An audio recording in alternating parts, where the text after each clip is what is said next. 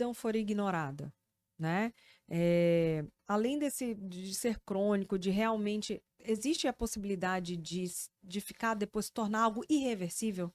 Tipo, mesmo com terapia, com tudo, tipo, de voltar a ter uma voz harmoniosa, uma voz boa, porque já virou crônico e se torna irreversível, existe isso? Em algumas vezes, sim. Porque quando a gente fala em alteração na voz, quando a gente fala em disfonia, a gente pode caracterizar a disfonia como orgânica, então a pessoa já nasceu com uma alteração na voz e que vai repercutir para o resto da vida.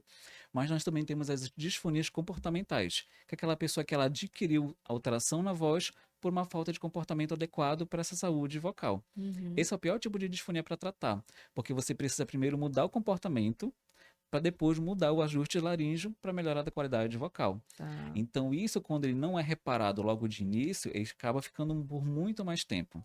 Exemplo disso: se o professor, né, que tem o costume de dar aula durante horas e horas, né, em sala de aula, sai de uma sala de aula, entra para outra, mas fala com uma turma de cursinho, uma turma enorme, não usa microfone, por exemplo, ele precisa ter uma intensidade vocal muito grande. Verdade. Mas se ele não tem a condição laríngea para isso tudo, ele faz mais compensações musculares. Então ele força mais o ombro, Fica mais ele força tenso. mais o estômago, ele se tensiona para conseguir dar alcance para a voz que ele Uhum. precisa naquele momento.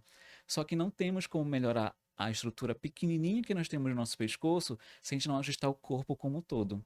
Então se torna muito mais difícil recuperar por conta desse padrão que é ao longo da vida. Então vamos imaginar um professor de cursinho há 30 anos que nunca Uhum. fez um acompanhamento, frequentemente fica rouco, e é muito comum quem tem um desgaste muscular relatar para a gente que começa com a voz mais tranquila de dia e ao longo do dia vai cansando mais a voz, porque a voz é músculo, né? A Uhum. laringe é músculo e o músculo ele cansa. Se ele começa mais tranquilo, ao longo do dia ele vai fadigando. Uhum. Então, ao longo do dia, lá pela tarde, já começa a pigarrear mais, tossir mais, e final do dia de trabalho já está praticamente sem voz. Isso é muito comum, em especial com os cantores. Cantores e É. professores também. Né? Um cantor, quando ele não tem um ajuste laríngeo bem, não tem um preparo vocal, e que ele precisa ficar 2 horas inteiras cantando, ele precisa então ter esse ajuste muito bem adaptado para ele.